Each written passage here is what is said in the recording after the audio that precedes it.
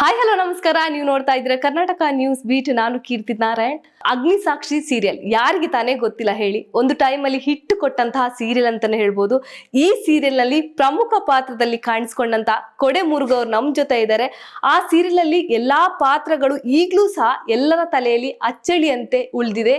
So ಈಗ ಕೊಡೆ ಮುರುಘ ಅವರು ಸತ್ಯಮಂಗಳನಾಗಿ ಎಂಟ್ರಿ ಕೊಟ್ಟಿದ್ದಾರೆ. ಹೀರೋ ಅಂದ್ಮೇಲೆ ಕಲರು, ಹೈಟು, ವೆಯ್ಟು, ಪರ್ಸನಾಲಿಟಿ ಎಲ್ಲ ಇರಬೇಕು ಅಂತ ಹೇಳ್ತಾರೆ.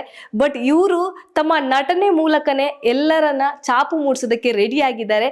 ಸದ್ಯಕ್ಕೆ ಇವರು ನಮ್ ಜೊತೆ ಇವತ್ತು ಕಾರ್ಯಕ್ರಮದಲ್ಲಿ ಜಾಯಿನ್ ಆಗಿದ್ದಾರೆ. ಬನ್ನಿ ಅವ್ರನ್ನ ಮೊದಲಿಗೆ ಸ್ವಾಗತಿಸೋಣ. ಸರ್, ಕಾರ್ಯಕ್ರಮಕ್ಕೆ ಪ್ರೀತಿಯ ಸ್ವಾಗತ. ಹೇಗಿದ್ದೀರಾ ಸರ್? ಚೆನ್ನಾಗಿದ್ದೀರಾ? ನೀವು ಚೆನ್ನಾಗಿದ್ದೀರಾ? ನಾನು ಚೆನ್ನಾಗಿದ್ದೀನಿ. ಕೊಡೆ ಮುರುಘ ಅಲಿಯಾಸ್ ಮುನಿಕೃಷ್ಣ ಹುಟ್ಟಿದೆಯಲ್ಲಿ ಅಂತ? ನಾವು ಹುಟ್ಟಿದ್ದು ಆನೇಕಲ್ ಪಕ್ಕ ಗೌರನಹಳ್ಳಿ ಒಂದು ವಿಲೇಜಲ್ಲಿ ಹುಟ್ಟಿದ್ದು. ಅಲ್ಲಿಂದ ದೇವರು ನನಗೆ ಇಲ್ಲಿವರೆಗೂ ಕರ್ಕೊಂಡು ಬಂದಿದ್ದೆ. ಚಿಕ್ಕ ವಯಸ್ಸಲ್ಲಿ ಟೆಂಟ್ಗಳಲ್ಲಿ ಸಿನಿಮಾ ನೋಡಿದಂಥವ್ರು ನೀವು. ಆನಂತರ ಅಲ್ಲಿಂದಲೇ ನಿಮಗೆ ಸಿನಿಮಾ ಮೇಲೆ ಒಲವು ಜಾಸ್ತಿ ಆಯಿತು. ನಂತರದ ದಿನದಲ್ಲಿ ಹೆಂಗೆ ನಿಮಗೆ ಸಿನಿಮಾ ಆಗಿರ್ಬೋದು, ಸೀರಿಯಲ್ನಲ್ಲಿ ಅವಕಾಶ ಸಿಕ್ತು ಅಂತ? ಫಸ್ಟು ನಾನು ಟೆಂಟ್ಗಳಲ್ಲಿ ಸಿನಿಮಾ ನನ್ನ ಚಿಕ್ಕ ವಯಸ್ಸಲ್ಲಿ ಕಾಲ್ಸೊಂದಲ್ಲಿ ಓಡೋಗ್ಬಿಡ್ತದೆ, ಬಿಡ್ತಾರಲ್ಲ. ಯಾಕಂದರೆ ಆಗಿನ ಟೆಂಟ್ಗಳು ಬಂದು ಮರಳಲ್ಲಿ ಕೂತ್ಕೊಳ್ತಾ ಇದ್ದೆ ಚೇರ್ಗಳ ಹಿಂದೆ. ಆ ಟೈಮಲ್ಲಿ ನಮ್ಮ ಚಿಕ್ಕ ಹುಡುಗರು ಅಂತೇಳಿ ಟೆಂಟ್ ಒಳಗಡೆ ಬಿಡ್ತಾರಲ್ಲ. ಆವಾಗ ಏನು ಮಾಡಿ ನೋಡ್ಕೋ, ಈ ರಶ್ ಹೌಸ್ಫುಲ್ ಇದ್ದಾಗ ಏನು ಮಾಡಿ ಕಾಲ್ಸೊಂದೆಲ್ಲ ಒಳಗಡೆ ಹೋಗಿ ಸಿನಿಮಾ ನೋಡ್ತಾ ಇದ್ದೀರಿ.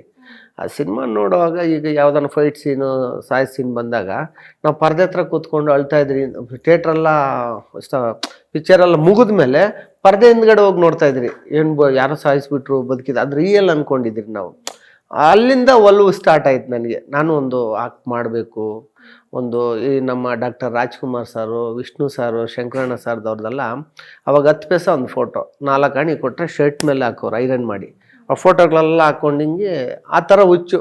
ಮನೆಯಿಂದ ಎಷ್ಟೋ ಸತಿ ಚಿಲ್ಲರೆ ಕಾಸು ಕದ್ಕೊಂಡೋಗಿ ಆ ಫೋಟೋಗಳು ತೊಗೊಂಡು ಬಂದು ದಾರದಲ್ಲಿ ಕಟ್ಬಿಟ್ಟು ಮನೆ ಸುತ್ತೂ ಕಟ್ತಾ ಇದ್ದೆ ನಾನು. ಆವಾಗ ನನ್ನ ತಂದೆ ಎಷ್ಟು ಹೊಡೆದಿದ್ದಾನು. ಸುಮ್ಮನೆ ದುಡ್ಡೆಲ್ಲ ಅದಕ್ಕೆ ಹಾಳು ಮಾಡ್ತಾಯಿದ್ದೆ. ಅದು ಮನೆಯಿಂದ ಕಳುವು ಮಾಡ್ಕೊಂಡು ಹೋಗಿ ತೊಗೊಂಡು ಬರ್ತಾಯಿದ್ದೀನಿ. ಆ ಥರ ಸ್ಟಾರ್ಟ್ ಆಯ್ತು ನನಗೆ. ನನಗಂತೂ ಓದು ಬರೋಲ್ಲ, 1ನೇ ಕ್ಲಾಸ್ ಕೂಡ ಓದಿಲ್ಲ. ನನ್ನ ಹೆಸರು ಸರಿಯಾಗಿ ಬರೆಯೋಕ್ಕೆ ಬರೋಲ್ಲ. ಎಲ್ಲ ಹೇಳ್ತಾರೆ ಇವ್ನು ಚೆನ್ನಾಗಿ ಓದಿದ್ದಾನೆ ಅಂದೇಳಿ. ಆದರೆ ನಾನು ಓದಿಲ್ಲ. ದೇವ್ರು ಏನೋ ಗೊತ್ತಿಲ್ಲ, ಇಲ್ಲಿವರೆಗೂ ತೊಗೊಂಡು ಬಂದಿದ್ದೆ ನಾನು. ಅಗ್ನಿಸಾಕ್ಷಿ ಸೀರಿಯಲ್ ಸಾಕಷ್ಟು ಫೇಮ್ ಕೊಟ್ಟಂತಹ ಸೀರಿಯಲ್. ನಿಮಗೆ ಹೆಂಗೆ ಅವಕಾಶ ಸಿಕ್ತು ಆ ಸೀರಿಯಲ್ ಅಲ್ಲಿ ನಿಮಗೆ? ಅಗ್ನಿಸಾಕ್ಷಿ ಮುಂಚೆ ನಾನು ರಾಣಿ ಮಹಾರಾಣಿ, ನಂದು ಫಸ್ಟ್ ಪಿಕ್ಚರು. ಅಂದರೆ ಮಾಲಾಶ್ರೀ ಮ್ಯಾಮ್ದು ರಾಣಿ ಮಹಾರಾಣಿ. ಆ ಟೈಮಲ್ಲೇ ಮನೇಲಿ 15,000 ರೂಪಾಯಿ ಕದ್ಕೊಂಡು ಬಂದ್ಬಿಟ್ಟಿದ್ದೆ ನಾನು. ಆ ಕದ್ಕೊಂಡು ಬಂದು ಏನಂದು ಮುಂಡಡಿಪಾಳ್ಯ ಪ್ಯಾಲೇಸ್ ಬಂದಿದ್ದು. ಒಂದು 200 ರೂಪಾಯಿ 150 ರೂಪಾಯಿ ಏನೋ ಖರ್ಚು ಮಾಡಿದ್ದೆ ಅನಿಸುತ್ತೆ ಆ ಟೈಮಲ್ಲಿ. ಆವಾಗ ಈ ವಿಜಯಕಾಂತ್ ಏಳೆ ಜಾತಿ, ಅದ್ಬಿಟ್ರೆ ರಾಣಿ ಮಹಾರಾಣಿ, ಭರ್ಜರಿ ಗಂಡ, ಶತ್ರು, ನಮ್ಮ ವಿಷ್ಣು ಸರ್ದು ಇದೆಲ್ಲ ಶೂಟಿಂಗ್ ನಡೀತಾ ಇತ್ತು ಮುಂಡಡಿಪಾಳ್ಯ ಪ್ಯಾಲೇಸಲ್ಲಿ. ಆ ಟೈಮಲ್ಲಿ ನನ್ನ ಹತ್ರ ದುಡ್ಡಿರೋದೊಬ್ಬ ನೋಡಿ ಏನು ಮಾಡ್ದೆ, ನನ್ನ ಪ್ರೊಡಕ್ಷನ್ ಮ್ಯಾನೇಜರ್ ಅಂತ ಯಾಮಾರಿಸ್ದ. ಅಂದರೆ ಮಾಲಾಶ್ರೀ ಅದರಲ್ಲಿ ಡಬಲ್ ರೋಲ್ ಮಾಡಿದ್ದಾರೆ. ಒಂದು ಸ್ಲಮ್ಮಲ್ಲಿ ಇರ್ತಾರೆ, ಒಂದು ಅರಮನೆಯಲ್ಲಿ ಇರ್ತಾರೆ. ಅವರು ಚೇಂಜ್ ಆಗ್ತಾರೆ. ಆ ಟೈಮಲ್ಲಿ ಇದು ಅಂಬರೀಷ್ ಸಾರು ಕೇಳೋದು, ಇಷ್ಟು ದಿವಸ ಕಳ್ತನ ಮಾಡ್ಕೊಂಡಿದ್ದು ಒಳ್ಳೆ ಬುದ್ಧಿ ಬಂದಿದೆಯಲ್ಲ. ಆ ಸೀನಲ್ಲಿ ಮಕ್ಕಳಲ್ಲಿ ನಿಂತ್ಕೊಳೋದು ನಾನು. ಅದು ನಿಂತ್ಕೊಂಡು ನೋಡ್ತೀನಿ, ಎಲ್ಲಿ ಕಾಣಿಸ್ತಾರೆ, ಒಂದಿಷ್ಟೇ ಕಾಣಿಸ್ತೀನಿ. ನೆಕ್ಸ್ಟ್ ನೋಡಿದ್ರೆ ಸಿನಿಮಾ ನೋಡಿದ್ದು ನಾನು ಫಸ್ಟು. ಆಮೇಲೆ ಇಲ್ಲಿ ನಾನು ಇದ್ದೀನಿ ಅಂದ್ಕೊಂಡಿದ್ದೆ. ದುಡ್ಡೆಲ್ಲ ಅವ್ನು ಕೊಟ್ಟು ಯಾಮಾರಿ ಏನು ಮಾಡಿದೆ, ಅಲ್ಲೇ ಒಂದು ನೈಟು ಅಲ್ಲೇ ಇದ್ದೆ.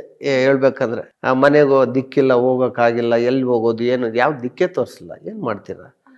ಆ ಟೈಮಲ್ಲಿ ಏನು ಮಾಡೋದು, ಮನೆಗೆ ಹೋದರೆ ಹೊಡಿತಾರೆ, ಇಲ್ಲಿ ಯಾರು ಕೆಲಸ ಕೊಡ್ತಾರೆ ನೋಡು. ಮಾವಿನಕಾಯಿ ಮಂಡಿಗಳಲ್ಲಿ ಕೆಲಸ ಮಾಡೋಕ್ಕೆ ಸ್ಟಾರ್ಟ್ ಮಾಡಿದೆ. ಅದಕ್ಕಿಂತ ಮಂಡಿಗೆ ಸೇರೋಕ್ಕೆ ಮುಂಚೆ ನನ್ನ ಕತೆ ಇದೆ. ಅಂದರೆ ಏನು ಮಾಡ್ತಾರೆ, ಮಾರ್ಕೆಟಲ್ಲಿ ಮಲ್ಕೊಂಡ್ರೆ ಹೊಡಿತಾಯಿದ್ರು ಪೊಲೀಸರು, ಬೀಟ್ ಪೊಲೀಸರು ಬಂದು ಹೊಡಿತಾಯಿದ್ರು. ಅವಾಗ ಏನು ಮಾಡಿದೆ, ಗೋಣಿ ಚೀಲಗಳು, ಪೇಪರ್ಗಳ ಮೇಲೆ ನಾನು ಮಲಗಿದ್ದೀನಿ. ಮತ್ತು ಈ ಹೊಟ್ಟೆ 2 ದಿವಸ 3 ದಿವಸ ಊಟನೇ ಇರ್ತಾರಲ್ಲ. ಈಗ ಭಿಕ್ಷೆ ಮಾಡಿದೆ, ಅಲ್ಲಿ ನಾನು ಚೆನ್ನಾಗಿದ್ದೀನಲ್ಲ ಚಿಕ್ಕ ಹುಡುಗ, ಏನು ಕೆಲಸ ಮಾಡೋಗಂದು ಹೊಡಿತಾರೆ. ಅದು ಏನು ಮಾಡಿದೆ, ಅಳಸರು ಈ ಆಪಲ್ಗಳೆಲ್ಲ ಅರ್ಧ ಕೆಟ್ಟೋಗಿದ್ದು ಬಿಡ್ಸಾಗ್ತದೆ, ಅದನ್ನು ಕಟ್ ಮಾಡಿ ಅರ್ಧ ತಿಂತಾಯಿದ್ದೆ, ಬಾಳೆಹಣ್ಣು ಮುರಿದು ತಿಂತಾಯಿದ್ದೆ. ಈ ಥರ ಒಂದು 2 ದಿವಸ ಜರ್ನಿ ಮಾಡಿದೆ. ಆ ಜರ್ನಿಯಿಂದ ನನ್ನ ದೇವರು ಇಲ್ಲಿವರೆಗೂ ತೊಗೊಂಡು ಬಂದಿದ್ದಾನ ಅಂದ್ಕೊಂಡು ನಾನು ಖುಷಿ ಪಡ್ತೀನಿ. ಕೆಲವರು ದುಃಖ ಪಡ್ಕೊಳ್ತಾರೆ, ನಾನು ಕಷ್ಟಪಟ್ಟೆ, ಅದು ಪಟ್ಟೆ ಇದು ಪಟ್ಟೆ ಅಂದೇಳಿ. ಅದು ನನಗೆ ಸುಖ ಅಂದ್ಕೊಳ್ತೀನಿ. ಯಾಕಂದರೆ ದೇವ್ರು ನನಗೆ ಈಗ ನೋಡಿ, ಅಪ್ಪ ಅಮ್ಮ ಅಣ್ಣ ತಮ್ಮ ತಂಗಿ ಅವ್ರು ಯಾರೂ ಅಷ್ಟೇ.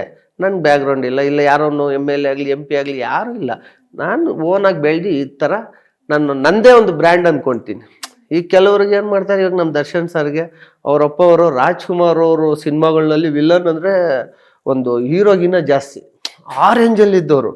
ಅವರು ಈಗ ಮಗ ಅಂದರೆ ಯಾರು ಚಾನ್ಸ್ ಕೊಡಲ್ಲ, ಕೊಟ್ಟಿದ್ದಾರೆ. ನಮ್ಮ ಎಸ್ ಸರ್ ಅಷ್ಟೇ ಏನೋ ಒಂದು ಮಾಡಿದ್ದಾರೆ. ಈಗ ಇಡೀ ಕರ್ನಾಟಕ ತಿರುಗಿ ನೋಡ್ತಾ ಇದೆ, ಇಡೀ ನ್ಯಾಷನಲ್ಲೇ ಕ್ರಶ್ ಅವರು ಈಗ ಹಂಗಾಗಿದ್ದಾರೆ, ತಿರುಗಿ ನೋಡ್ತಾ ಇದ್ದಾರೆ. ಖುಷಿ ಆಗುತ್ತೆ. ನಾನು ಓನಾಗಿ ನನ್ನ ಬ್ರ್ಯಾಂಡು ಮುರುಘಾನೋ ಬ್ರ್ಯಾಂಡನ್ನು ತೊಗೊಂಡು ಹಿಂಗೆ ಬರ್ತಾ ಇದ್ದೀನಿ. ಯಾವುದೇ ಗಾಡ್ ಫಾದರ್ ಇಲ್ಲದೆ ನೀವು ಇಂಡಸ್ಟ್ರಿಗೆ ಎಂಟ್ರಿ ಕೊಟ್ಟವ್ರು ನೀವು. ಸೊ ಒಂದು ಕಡೆ ಅವಕಾಶಕ್ಕಾಗಿ ಕಾಯ್ತಾ ಇದ್ರಿ, ಇನ್ನೊಂದು ಕಡೆ ದುಡ್ಡಿಲ್ಲ. ಈ ಅವಕಾಶಕ್ಕಾಗಿ ಕಾಯ್ತಾ ಇದ್ದ ದಿನಗಳು ಹೇಗಿತ್ತು ಅಂತ? ಅಮ್ಮ ಇದು ಹಾಗೆ ಏನಾಯ್ತು, ರಾಣಿ ಮಹಾರಾಣಿ ಆಗೋಯ್ತು. ನಾನೇನು ಮಾಡಿದೆ, ಇಲ್ಲಿಂದ ಮನೆಗೆ ಹೋದೆ. ಆವಾಗ ನನ್ನ ತಂದೆ ಮನೆಗೆ ಮಗ ಬಂದಲ್ಲ ಅಂತ ಹೇಳ್ಬಿಟ್ಟಿದ್ದು ಕರ್ಕೊಂಡು ಏನೋ ಒಂದು ಮಾಡ್ದೆ. ಒಂದು ಖುಷಿ ಪಟ್ಟ. ಯಾಕಂದರೆ ಮನೆ ಬಿಟ್ಟು ಓಡೋಗ್ಬಿಟ್ಟಿದ್ದು ಒಂದು 6 ತಿಂಗಳು 7 ತಿಂಗಳು ಆದಮೇಲೆ ಹೋದ್ಮೇಲೆ ಖುಷಿ ಅಲ್ವಾ. ಸುಮಾರು ಹುಡುಕಿ ಸಾಕಾಯ್ತು ಇವ್ರಿಗೆ. ಎಲ್ಲೋ ಸತ್ತಿದ್ದಾನೋ ಬದುಕಿದಾನೋ ಅಂತ ಗೊತ್ತಿರಲಿಲ್ಲ, ಎಲ್ಲೋ ಇದ್ದಾನೆ ಅಂದ್ಕೊಂಡಿದ್ರು ಅಷ್ಟೇ. ಆ ಟೈಮಲ್ಲಿ ಏನೋ ಒಂದು ಬಸ್ ಅಲ್ಲಿ ಹತ್ಕೊಂಡೋಗಿ ಕ್ಲೀನರ್ ಕೆಲಸ ಮಾಡ್ಕೊಂಡೋಗಿ ಆನೆಕಲ್ಲಿಗೆ ಇಳ್ದು ಅಲ್ಲಿಂದ ಊರಿಗೆ ಹೋದ್ಮೇಲೆ ಒಂದು ಕಕ್ಮಾಲೇಶ್ವರ ಬೆಟ್ಟ ಅಂದಿದೆ. ಆ ಬೆಟ್ಟ ಹತ್ರ ಯಾರೋ ನಮ್ಮ ಸ್ನೇಹಿತರು ಹಿಂಗೆ ಬಂದಿದ್ದಾನೆ ಅಂತ ಹೇಳಿದಾಗ ನಮ್ಮ ಅಪ್ಪ ಬಂದು ಕರ್ಕೊಂಡೋಗಿ ಆವಾಗ ಒಂದು ಏನು ಮಾಡ್ತಾರೆ, ಒಂದು ಆಟೋ ಕೊಡಿಸ್ತಾರೆ ನಮ್ಮಪ್ಪ ಅವರು. ಆ ಆಟೋ ಕೊಡಿಸ್ದಾಗ ಏನು ಮಾಡ್ತೀನಿ, ಆಟೋ ಓಡಿಸ್ಕೊಂಡಿರ್ತೀನಿ. ಇಡೀ ಆನೆಕಲ್ಲೆಲ್ಲ ಆಟೋ ಓಡಿಸ್ತಾ ಇದ್ದೀನಿ. ಆವಾಗ 10 ರೂಪಾಯಿ 12 ರೂಪಾಯಿ 8 ರೂಪಾಯಿ ಆಟೋ ಇದೆ. ಅದಾಗ್ತಾ ಏನಾಗ್ತೀನಿ ಅಂದರೆ ಸ್ವಲ್ಪ ನನಗೆ ಈ ಕ್ರೇಜು ಜಾಸ್ತಿ. ನನಗೆ ಈ ಸಿನಿಮಾದಲ್ಲಿ ಮಾಡಬೇಕು. ಆವಾಗ ವಿಧಾನಸೌಧ ಮುಂದ್ಗಡೆ ಬಂದು 30 ರೂಪಾಯಿ 40 ರೂಪಾಯಿ ಫೋಟೋ ಎಲ್ಲ ಇಟ್ಕೊಂಡು ಹೋಗ್ತಾ ಇದೆ, ಆ ಹುಚ್ಚು. ಆ ಟೈಮಲ್ಲಿ ಏನು ಮಾಡ್ತೀರಿ, 2006ರಲ್ಲಿ ರಿಯಲ್ ಎಸ್ಟೇಟ್ ಬಿಸ್ನೆಸ್ ಸ್ಟಾರ್ಟ್ ಆಗುತ್ತೆ. ಸ್ವಲ್ಪ ಲಿಟಿಗೇಷನ್ ಅವು ಇವೆಲ್ಲ. ಆವಾಗ ಕುಮಾರಣ್ಣವ್ರು CM ಆಗಿರ್ತಾರೆ. 2006 2007ರಲ್ಲಿ CM ಆಗಿ. ಆ ಟೈಮಲ್ಲಿ ಸ್ವಲ್ಪ ಒಲ್ವು ಮಾಡಿ ದುಡ್ಡು ಮಾಡಿದ್ದೆ. ಆ ದುಡ್ಡು ಮಾಡಿದಾಗ ಏನು ಮಾಡ್ತೀನಿ ಅಂದರೆ, ಸಿನಿಮಾ ಹುಚ್ಚು ತಿರ್ಗಾ ಇರೋದು. ಯಾರೋ ಒಬ್ಬ ಏನು ಮಾಡ್ತಾನೆ, ಅವ್ನು ಬಂದು ಹಾರ್ಟ್ ಡೈರೆಕ್ಟ್ರು. ಅವ್ನು ಡೈರೆಕ್ಟ್ರ್ ಅಲ್ಲ, ಆ ಹಾರ್ಟ್ ಡೈರೆಕ್ಟ್ರು ಬಂದು ಯಾರು ಹೇಳಿ ನನಗಿಲ್ಲ ಲಾಕ್ ಆಗ್ತಾನೆ. ಅವನೇನು ಮಾಡ್ತಾನೆ, ವಿರೂಪಾಕ್ಷ ಡ್ಯಾನ್ಸ್ ಕೊರಿಯೋಗ್ರಾಫರ್, ಇವಾಗ ನೆನಪಿದೆ ವಿರೂಪಾಕ್ಷ ಅಂತೇಳಿ, ಭಾಳ ನೋಕೆ ಸಿನಿಮಾ ಹೆಸರು. ಪೋಸ್ಟರ್ ನಾನು ನಿಮ್ಗೆ ಕೊಡ್ತೀನಿ. ಆ ಸಿನಿಮಾ ಸ್ಟಾರ್ಟ್ ಮಾಡ್ತೀನಿ 2007-8ರಲ್ಲಿ ಸ್ಟಾರ್ಟ್ ಮಾಡ್ತೀನಿ. ಆವಾಗ ದುನಿಯಾ ವಿಜಿ ಸರು ದುನಿಯಾ ಪಿಕ್ಚರ್ ಸ್ಟಾರ್ಟ್ ಆಗುತ್ತೆ. ಆ ದುನಿಯಾ ಪಿಕ್ಚರ್ ಸ್ಟಾರ್ಟ್ ಆದಾಗ ನಂದು ಭಾಳ ನೋಕೆ ಅವ್ರದ್ದು ದುನಿಯಾ ಅಂದು. ಅವ್ರಿಗೆ ನೆನಪಿದೆ ಏನೋ ಗೊತ್ತಿಲ್ಲ. ಆನೆಕಲ್ಲಿಂದ ಹರಳ್ಳಿ ಅಂದು ಒಂದು ಊರಿದೆ, ಅಲ್ಲಿ ಪ್ರೋಗ್ರಾಮ್ ಊರ ಹಬ್ಬ ಇರುತ್ತೆ. ಆ ಊರ ಹಬ್ಬಕ್ಕೆ ಗೆಸ್ಟು ನಾವಿಬ್ಬರು, ನಮ್ಮ ದುನಿಯಾ ವಿಜಿ ಸಾರು ನಾನು ಒಂದೇ ಸ್ಟೇಜ್ ಮೇಲೆ. ನಾವು ಸ್ಟೇಜ್ ಹಂಚ್ಕೊಂಡು, ಯಾಕಂದ್ರೆ ನಮ್ಮೂರವ್ರು ಕುಂಬಾರನಹಳ್ಳಿ ದುನಿಯಾ ವಿಜಿ ಸರ್ದು, ನಮ್ಮದು ಗೌರನಹಳ್ಳಿ. ಆವಾಗ ಏನದ, ಆವಾಗ ಪ್ರತಿಭೆಗಳು ಅಂದರೆ ಹೀರೋಗಳು ಅಂದರೆ ಕಲಾವಿದರು ಅಂದರೆ ಎಲ್ಲರಿಗೂ ತುಂಬ ಇಷ್ಟ ಅಲ್ವಾ.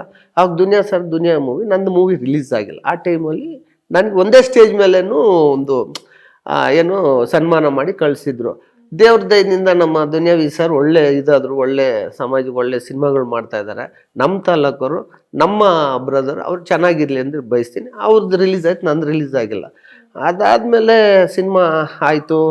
ಈ ಪೋಸ್ಟರ್ಗಳೆಲ್ಲ ಹಾಕ್ಸಿದ್ದಲ್ಲ ನನ್ನ ಫ್ರೆಂಡ್ಸೇ, ಅಂದರೆ ನನ್ನ ಜೊತೆಯಲ್ಲಿರೋರೆ, ಈ ನನ್ನ ಮಗ ಹೀರೋ ನೋಡೋ, ಈ ನನ್ನ ಮಗ ಕಿಂಡ್ಲು ಅಂದರೆ ಹೊಲ್ಸ್ ಮಾತಲ್ಲಿ ಬೈಯೋದು ಕೇಳಿಸ್ಕೊಂಡೇ ಇದೆ. ಯಾಕಂದ್ರೆ ನಾನು ಈ ಮಟ್ಟಕ್ಕೆ ಬೆಳೆಯೋ ಕಾರಣ ಅವ್ರು ಬೈದಿದ್ದಾರಲ್ಲ, ಅವ್ರು ನನಗೆ ಹೊಗಳಿರೋರು ಬೆಳೆಸಿಲ್ಲ, ನನಗೆ ಬೈದ್ರಲ್ಲ, ಅವ್ರನಿಂದನೇ ಬಿಡಬೇಡ್ದಂದೇಳಿ ಬೃಂದಾವನ ಸೀರಿಯಲ್ಗೆ ಬರ್ತೀನಿ. ಒಬ್ಬ ಮ್ಯಾನೇಜ್ ಮುಖಾಂತರ ಬೃಂದಾವನ ಸೀರಿಯಲ್ಗೆ ಬರ್ತೀನಿ. ಆವಾಗ ತಳ್ಳು ಎಸ್ಟೇಟಲ್ಲಿ ಶೂಟಿಂಗ್, ಪೋಸ್ಟ್ ಮನ್ ಕ್ಯಾರೆಕ್ಟರ್, ಅದು ಸೈಕಲಲ್ಲಿ ಬಂದು ಪೋಸ್ಟ್ ಆಗೋದು. 50 ರೂಪಾಯಿ ಫಸ್ಟು ಪೇಮೆಂಟ್ ನನಗೆ ಬೃಂದಾವನ ಸೀರಿಯಲಲ್ಲಿ. ಅಲ್ಲಿಂದ ಸ್ಟ್ರಗ್ಲಿಂಗ್ ಮಾಡಿದೆ. ಮತ್ತು ತುಂಬ ಸ್ಟ್ರಗ್ಲಿಂಗ್ ಮಾಡಿದೆ ಅಂದರೆ ಅದು ಹೇಳ್ಕೊಳಕ್ಕಂದ್ರೆ ನನಗೂ ತುಂಬ ಅಳು ಬರುತ್ತೆ, ಅದು ಬೇಡ ಅನಿಸುತ್ತೆ. ಅಲ್ಲಿಂದ ಏನು ಮಾಡ್ತೀನಿ ಅಂದರೆ, ಕೆಲವರು ಈ ಗ್ಯಾಂಗಲ್ಲಿ ಬರೋರೆಲ್ಲ ನಿಂತ್ಕೊಂಡ್ರೆ ಹಿಂಗೆ ಓದ್ಬಿಡೋರು. ಆಮೇಲೆ ಚೇರ್ಗಳೆಲ್ಲ ಒದ್ದಿದ್ದಾರೆ, ಅಲ್ಲೋ ಕೂತ್ಕೋ, ಜೂನಿಯರ್ ಆರ್ಟಿಸ್ಟ್ ಹತ್ರ ಕೂತ್ಕೋ, ಯಾಕಂದ್ರೆ ಅವರು ಆರ್ಟಿಸ್ಟೇ ಇವರು ಆರ್ಟಿಸ್ಟೇ. ಸುಮಾರು ಗ್ಯಾಂಗಲ್ಲಿ ಹಿಂಗೆ ನಿಂತ್ಕೊಂಡ್ರೆ ಓವರ್ಲಾಪ್ ಮಾಡಿಬಿಡೋದು, ಈ ಓಡೋ ಸೀನಲ್ಲಿ ಕಾಲ್ಗಳು ಕೊಟ್ಬಿಡೋದು, ಬೀಳೋದು, ತುಂಬ ಇದು ಮಾಡಿಬಿಟ್ಟು ತಲೆ ಕೆಟ್ಟೋಗ್ಬಿಟ್ಟೆ. ಸತ್ತರೆ ಇದರಲ್ಲೇ ಸಾಯ್ಬೇಕು, ಬದುಕಿದ್ರೆ ಇದರಲ್ಲೇ ಬದುಕಬೇಕು ಅಂದೇಳಿ ಆವಾಗ ಆಟ ಮಾಡಿದ್ದು ನಾನು. ಆವಾಗ ಅಲ್ಲಿಂದ ಏನು ಮಾಡಿದೆ, ರಂಗೋಲಿ, ರಥಸಪ್ತಮಿ, ಮಾಂಗಲ್ಯ, ಬದುಕು, ಸಾಗುತ್ತಾ ದೂರ ದೂರ, ಅಡ್ವೊಕೇಟ್ ಅರ್ಜುನು, ಪೇರಣ, ಒಂದು ಅಷ್ಟು ಸೀರಿಯಲ್ ಮಾಡಿಬಿಟ್ಟೆ. ಚಿಕ್ಕಮ್ಮ, ಎಂಟರ್ ಸೀರಿಯಲ್ಗಳಿಗೆ ಆವಾಗ ಕೋರ್ಡಿನೇಟ್ ಮಾಡ್ತಾ ಇದ್ದೆ ನಾನು. ಇಂಡಸ್ಟ್ರಿಗೆ ಲೆಕ್ಕ ಹಾಕ್ಕೊಂಡ್ರೆ 3-3.5 ಸಾವಿರ ಜನಕ್ಕೆ ಇಂಟ್ರೊಡ್ಯೂಸ್ ಮಾಡಿದ್ದೀನಿ. ಯಾರು ನಮ್ಮ ಹೆಸ್ರು ಹೇಳ್ತಾರೋ ಬಿಡ್ತಾರೋ ಬೇಡ, ದೀಪ ಹಚ್ಚಿದಾಗ ನಮ್ಮ ಹೆಸ್ರು ಹೇಳ್ಕೊತಾರೆ. ಕೆಲವರು ಅಣ್ಣ ನಿಮ್ಮಿಂದ ಊಟ ಮಾಡ್ತಾ ಇದ್ದೀನಿ ಅಂತ, ನನ್ನಿಂದಲ್ಲ, ನಾನು ಒಬ್ಬ ಕೆಲಸಗಾರ ಅಷ್ಟೇ. ಆ ಟೈಮಲ್ಲಿ ಅಷ್ಟು ಸೀರಿಯಲ್ಗೂ ಕೋರ್ಡಿನೇಟ್ ಮಾಡ್ತಾಯಿದ್ದೆ. ಆಮೇಲೆ ಎಲ್ಲ ಕಾಸ್ಟಿಂಗ್ ಡೈರೆಕ್ಟ್ರಾಗಿ ಕೋರ್ಡಿನೇಟ್ ಮಾಡ್ಕೊಂಡು ಹಿಂಗೆ ಬಂದ್ಕೊಂಡು ಏನು ಮಾಡಿದೆ, ಏನೋ ಒಂದು ಮಾಡಬೇಕಲ್ಲ ಅಂದ್ಕೊಂಡು ಪುನರ್ವಿವಾಹದಲ್ಲಿ ಬಂಡೇರಮ್ಮ ಕ್ಯಾರೆಕ್ಟ್ರು, ನಮ್ಮ ಶ್ರುತಿ ನಾಯ್ಡು ಮೇಡಮ್ ಇದರಲ್ಲಿ ಪುನರ್ವಿವಾಹದಲ್ಲಿ ಬಂಡೇರಮ್ಮ ಕ್ಯಾರೆಕ್ಟರ್ಸ್ ಹೈಲೈಟ್ ಆಗೋಯ್ತು. ಈ ಹೈಲೈಟ್ ಆದಾಗ ಏನು ಮಾಡಿದೆ ನಾನು ತೆಲುಗು ಒಂದು ಮಾಡ್ತಾ ಇದ್ದೆ ತರುಣ್ದು, ಈ ಸಿಂಪಲ್ ಆಗಿ ಲವ್ ಸ್ಟೋರಿ ಸಿನಿಮಾನ ತೆಲುಗಲ್ಲಿ ಮಾಡಿದೆ. ಇದೇನಾ ಲವ್ ಸ್ಟೋರಿ ಏನೋ ಸಿನಿಮಾ, ಆ ಸಿನಿಮಾ ಫುಲ್ ಮ್ಯಾನೇಜ್ಮೆಂಟ್ ನಾನೇ, ಹೊಸೂರಲ್ಲಿ ಶೂಟಲ್ಲಿದ್ದೆ. ಆವಾಗ ಈ ಅಗ್ನಿಸಾಕ್ಷಿ ಸ್ಟಾರ್ಟ್ ಆಗಿತ್ತು. ಕನ್ನಡ ತಮಿಳ್ ಮಾತಾಡಬೇಕು ಅಂಥ ಕ್ಯಾರೆಕ್ಟ್ರು ಒಬ್ಬ ಬೇಕು. ನನ್ನ ಮಕ ನೋಡಿದ್ರೆ ಈಗಲೂ ತೆಮ್ಳೋನ್ ಅಂತಾರೆ, ನಾನು ತೆಮ್ಳೋನು, ನಾನು ಕನ್ನಡದವನೇ. ಅಲ್ಲಿ ಏನಾಗೋಯ್ತು, ನನಗೆ ಫೋನ್ ಬಂತು, ಒಂದು ದಿವಸ ಕ್ಯಾರೆಕ್ಟ್ ಇದ್ದೆ ಬಂದು ಮಾಡು ಅಂದೆ. ಒಂದು ದಿವಸಲ್ಲಿ ಯಾರು ಮಾಡ್ತಾರೆ, ನನಗೆ ತುಂಬ ಬ್ಯುಸಿ ಇದ್ದೀನಿ ಅಂದೆ. 2 ದಿವಸ ಕಾದಿದ್ದಾರೆ ನನ್ನ ಕ್ಯಾರೆಕ್ಟರ್ಗೋಸ್ಕರ, ಇಲ್ಲ ನೀನೇ ಬೇಕಂತೆ ಅಂದೇಳಿ. ಸರಿ ಬಂದೆ. ಬಂದಾದ್ಮೇಲೆ ಏನು ಮಾಡಿದೆ, ಫಸ್ಟು ನಾನು ಅಗ್ನಿಸಾಕ್ಷಿಯಲ್ಲಿ ಎಂಟ್ರಿ ಕೊಟ್ಟಿದ್ದು ಫಸ್ಟ್ ನಾನು, ಆಮೇಲೆ ನಮ್ಮ ಚಂದ್ರಿಕಾ ಪ್ರಿಯಾಂಕ ಅವ್ರು ಬಂದಿದ್ದು. ಸರಿ ಬಂದ ತಕ್ಷಣ ಏನು ಮಾಡಿದ್ರು, ಕಾಸ್ಟ್ಯೂಮ್ ಹಾಕ್ಕೊಂಡು ನಿಂತ್ಕೊಂಡೆ. ಮೈಸೂರು ಮಂಜು ಡೈರೆಕ್ಟ್ರು ಅವ್ರು ಏನು ಮಾಡಿದ್ರು, ಒಂದು ಡೈಲಾಗ್ ಹೇಳೋಕ್ಕೆ ಬರ್ತಲ್ಲ ಅಂತೇಳಿ ಬೈದ್ಬಿಟ್ರು ನನಗೆ. ಇದೇನಪ್ಪ ನನಗೆ ಬೈತಾ ಇದ್ದಾರೆ ಇವರು. ನಾನು ಫಸ್ಟ್ ಹೇಳಿದೆ, ಸರ್ ನನಗೆ ಓದೋಕ್ಕೆ ಬರೋಲ್ಲ, ಹೇಳ್ಕೊಟ್ರೆ ಹೇಳ್ತೀನಿ ಅಂದೆ. ಫಸ್ಟ್ ಅಲ್ವಾ. ಆಮೇಲೆ ಒಂದು ಸೀನಲ್ಲಿ ಎತ್ಕೊಂಡ್ರು, ಓಕೆ ಆಯಿತು. ಆಮೇಲೆ ಇನ್ನೊಂದು ಸೀನ್ಗೆ ಏನು ಮಾಡಿದ್ರು, ಪ್ರಿಯಾಂಕ ಅವ್ರು ಬೇಕು ಅಂದರೆ ವಿಲನ್ ಕ್ಯಾರೆಕ್ಟರ್ ಈ ಥರ ತಮಿಳು ಕನ್ನಡ ಮಾತಾಡಬೇಕು. ಆ ತಮಿಳು ಕನ್ನಡ ಸ್ವಲ್ಪ ತೊದಲಂಗೆ ಮಾತಾಡ್ಬಿಟ್ಟೆ, ಅದು ಸಕ್ಸಸ್ ಆಯಿತು. ಅಲ್ಲಿಂದ ಏನಾಗೋಯ್ತು, ಪ್ರಿಯಾಂಕ ಎಂಟ್ರಿ ಅದು, ಅಂದರೆ ಚಂದ್ರಿಕಾ ಕ್ಯಾರೆಕ್ಟ್ರು. ಆ ಮಗು ಅದು ಬಂತು ಎಂಟರ್ ಕರ್ನಾಟಕ ಅಗ್ನಿಸಾಕ್ಷಿ, ಅದು ಕತೆ ತುಂಬ ಇದೆ. ಅಲ್ಲಿಂದ ಏನಾಗೋದು 20 TRP ಅಮ್ಮ. ನಮ್ಮ ಡೈರೆಕ್ಟ್ರು ಹೊಲ್ಸ್ ಮಾತು ಬೈದಿದ್ರು, ಇದು ನಿನ್ಕೊಳ್ಳಿ, ಬೇಕಾದ್ರೆ ಫೋನ್ ಮಾಡಿ ಕೇಳಿ ಅವರಿಗೆ. ಒಂದು ಹೊಲ್ಸ್ ಮಾತು ಬೈದಿದ್ದು, ಅದೇ 20 TRP ಬಂತಮ್ಮ. 20 TRP. ಇದುವರೆಗೂ ಯಾವ ಸೀರಿಯಲ್ಲು ಯಾವುದು ಬೀಟ್ ಹೊಡೆದಿಲ್ಲ. ಅದ್ರ ಮುಂದೆ ಮಕ್ಕಳ ಕಳ್ಳ, ಮೀಸೆಗೋಗ, ಆವಾಗ ರಾಧಾರಮಣಗೆ ಹೋಗಿದ್ರು ಈ ಹೀರೋಯಿನ್ಸು ಇವರೆಲ್ಲರೂ. ನಾನು ಆ ಮಗುದೆ 20, 18, 19, 17 ಫಸ್ಟು ಅಷ್ಟು ಬಂದಿದ್ದೆ ಗ್ರೇಟ್. ಅದು ಆ ಥರ ಕ್ರೇಜ್ ಜಾಸ್ತಿ ಆಯಿತು. ಅಲ್ಲಿಂದ ದೇವ್ರ ದಯದಿಂದ ಏನು ಮಾಡ್ತು, ಹಿಂಗೆ ಆಗ್ತಾ ಸಿನಿಮಾಗಳು ಸೀರಿಯಲ್ಗಳು ಮಾಡ್ಕೊಂಡು ಈ ಮಟ್ಟಕ್ಕೆ ಬಂದಿದ್ದೀನಿ.